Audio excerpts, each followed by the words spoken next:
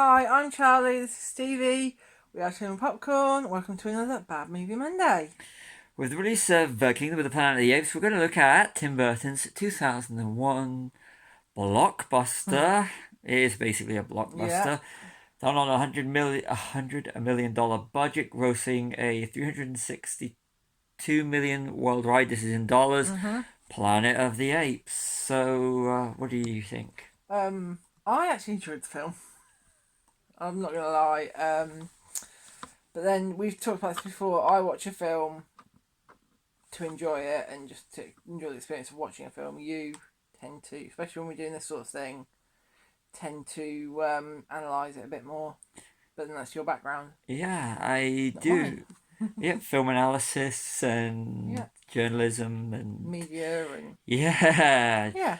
So, but I saw this at the cinema and I went to enjoy the movie. I like the original movie, and Yeah. I actually do like some of the sequels. They've all got redeeming features. So Tim Burton, there was really had really high expectations when the movie came out, and Yeah. it disappointed. It was I Mm. remember at the time thinking, and I this was like in 2001, so 23 years later, and I still maintain that I'm right. It was Tim Burton trying to do a mainstream Yeah. movie. It feels like a mainstream It movie. It does does. not feel like a Tim Burton movie. And of all the No. Planet of the Apes movies, this is the only one we don't actually have a physical copy of No, we because don't, do we we? really bought the DVDs before Blu-ray of the original Yeah. box set, which was Yeah. a We don't have them good. Blu-ray now. No, we don't. We have the new ones, but we do not have these ones. Yeah, we don't have the But we do not originals. have the Oh, Tim we don't Burton have one this one at all. because it's the same stuff on the DVD.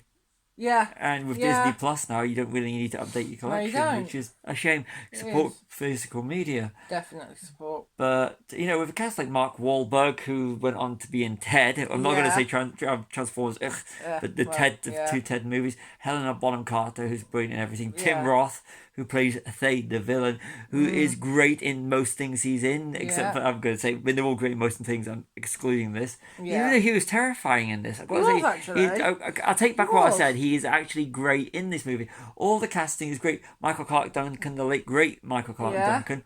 Simon Salmon, who is brilliant in that. Yes. And the original Kingpin in the Ben Affleck Daredevil Oh, yeah, movie. isn't he? Paul Giamatti, who is Yeah. absolutely Paul Yeah. Giamatti, the holdovers. I mean, Oh, he's yeah, great. I mean, Paul definitely. Giamatti is a talent. He's in Man on the Moon. I'm not naming films Yeah. that are better than he's casting. But if we're going to go Yeah. back, Chris Christopherson, the Yes. country singer who was in Blade, Yes. Yeah. Helena Bonham Carter, Fight Club, Again, yeah, and Harry Potter, and loads of other things, many other things. things. But these were like She's Tim one Roth, of my favourite. You've done Mr. these. Orange. I know. I just want to say Mr. Orange Mr. Orange. and Hot Pumpkin in Honey Bunny Pumpkin in Pulp Fiction. Oh yeah. Yeah. Yeah, Honey Bunny Pumpkin. Yeah. That was brilliant. Yeah. Yeah, again, it's a shame we just can't. Good names. And Glenn Shaddix, who's in a lot of Tim Burton stuff, including Beetlejuice. Yes. Yeah. Yeah. Although if this had been Beetlejuice and Michael Keaton, or even you just pointed out Johnny Depp's not in it. Yeah, Which would have- I was waiting for Johnny Depp to turn up at some point because he's in most of. I wasn't Tim I was Burton saying from that period. most of Tim Burton. That He period. was with. Yeah, he was. Wasn't During he? that period, yeah, because if you look at it, he was in Alice in Wonderland, he was in Yeah. Edward Yeah. Scissorhands. So he's kind of in Yeah, that period. But maybe they took a look at the script and said, no, Yeah. I'm sorry. I mean, I do like Tim Burton's movies. He has made a few duffers, like Big Yeah. Fish, which I really didn't So I really like. enjoyed that I one. really didn't like it. Well, I haven't seen it since I we'll saw it have at to the do that cinema. one Yeah, I haven't seen it since it was at the cinema. And I now it's went got to Ewan watch McGregor, that. right? I went to watch it. But I put that one and Big Fish and Planet of the Apes as his Yeah. two Duff ones. But going back to Okay. Planet of the Apes now, Yeah. do you want to go from the notes? And Okay. Yeah. First note is you've mentioned already is Tim Burton goes mainstream. yeah, Second note is not Earth. You can tell by the sky. yeah. And when they So- do get back to Earth at the end of the movie, we're going in spoiler territory here. I made absolutely no sense that they'd, unless multiverse before the multiverse, but it just Yeah. made no sense during that time period, and Yeah. it just made no sense now. Yeah. The crash in the swamp. Yeah, I kept waiting for Swamp Thing to appear when I saw the swamps crash.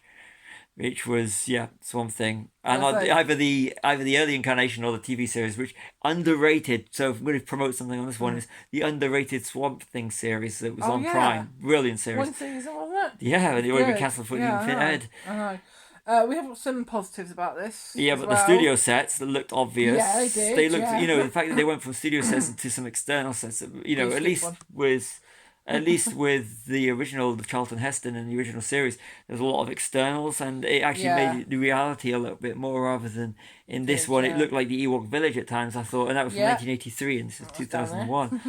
So Positive, you said, was it was practical over digital. yeah, that was a That's positive. positive because practical always looks better because it's real life, isn't it? Yeah, but although the digital apes and orangutans and chimps in the from Rise of the Planet of the Apes, Dawn of the Planet of the Apes, War of the Planet of the Apes, and the Kingdom of the Planet of the Apes does look good. They look really good as well. I think, but that just shows how CG has progressed, hasn't it? Really. And it shows when people know what they're playing with. Yeah, I mean, exactly. Yeah, that's true. It shows that what people I think Tim like you're Burton saying, was yeah. looking for the whole B movie thing with Yeah. what he did with, because he made Ed Wood, which is Yeah. and you could argue that the original Charlton Heston's Planet of the Apes was a B Yeah. movie, because I know some of the stuff looks fake, but I found that the original 69, I'm going to say 69 because I've got my notes with me, the original Apes movie, there was more of a believability to it. Yeah, there was. Yeah. And yeah. I just thought that there was at times where they I mean, it didn't. The suspension of disbelief, that they're characters in suits, and even with the background apes in the later movies, I just felt that there was more of a believability and more the reality than there was in this one. Yeah, I mean, we did say that the prosthetics and the suits were really good. They were. In this one. That's another positive. We've got feels low budget even compared to the originals. Yeah, it did. I just thought the sets looked like studio sets.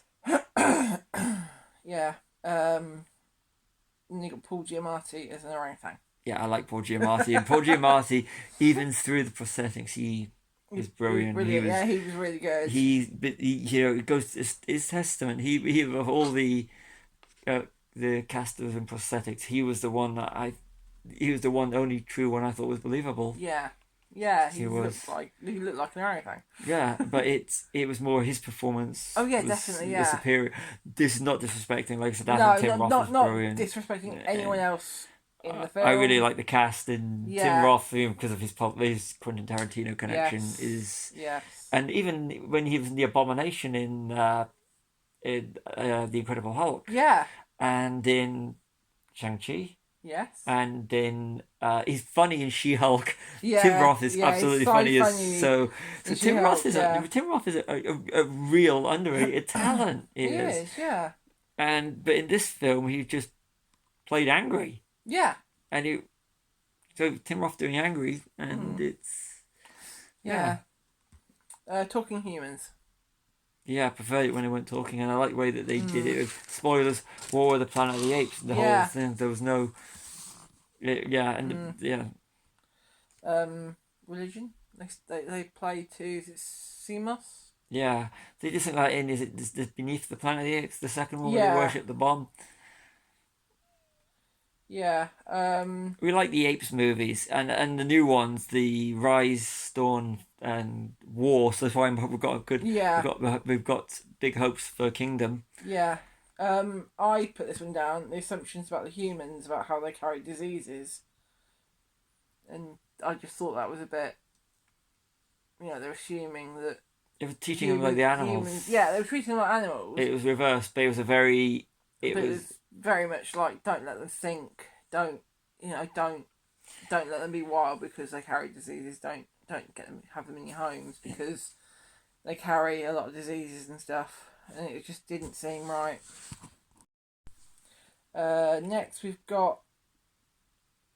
I just want to go back a little bit. Okay, sorry. I found that the whole animal rights thing in reverse was very too preachy, and it was like we get it. You can do it really subtly if you're gonna promote something or a cause. You look at the way that Richard Donner was able to get messages into his movies. Yeah, true. You look at the Lethal Weapons. There are messages in Lethal Weapon for you to notice, but this was just too ham-handed. Yeah. Okay. Tonally feels like a 2000s blockbuster. It did. It felt like a 2000 blockbuster. It was very dark at times, and I thought it was too dark for it. Dark works in the recent Apes movies. Light works in the original ones. This one just didn't get it, but I think didn't quite get it right, either. No, I think that was down to Tim Burton not really being an action director, and he's doing action. Respect for trying it, though. Yeah, very much so. But we both said that it lacks his iconic style. Yeah, doesn't it? His weirdness and his strangeness that he adds to films. If it had the Mars Attacks sort of a feel to it, then it would have worked perfectly. If they'd given it that sort of thing, because Mars Attacks worked. Mars Attacks came out similar time to Independence Day, and to me, Mars Attacks is the superior movie. If they took that approach, it would have worked. You could have had it as a nice standalone. I can't comment on that one because I haven't seen Mars Attacks yet. I know, we've been saying that for years, and we will sit down and watch it in very soon to see if we can review it. Yeah, we've done that one. The deforestation killed wild apes. Yeah. Which, it's pointed out that... Yeah, it is. And that's why they're in zoos. And that's why in this universe they are in zoos, and it killed... And according to the lead... the Mark Wahlberg character. Mark Wahlberg's character, I can't remember his name is now, in the thing. He said that... the reason that the only living apes on Earth are in zoos now is because deforestation. Yeah. And I thought that was quite because that's kind of the way the world seems to be going. Yeah. Unfortunately. Paved Paradise, a bit of a parking lot, to quote the song. Yeah. You're into Species. Yeah. So I didn't finish that one because it's the whole Helena Bonham Carter's character and trying to get with that was very Kevin Smith, I thought. But then again, if you look at Jay and Silent Bob Strikes Back, there's a very good Apes riff in that. There's a bit of story behind that. Look that one up. That's a bit of research if you want to do it. Charlton Heston's cameo as a chimp. Yeah, that was didn't work. Yeah, no, it didn't work. Yeah, and the whole thing with the guns and his famous, you can pry this gun from my cold dead hand. Yeah.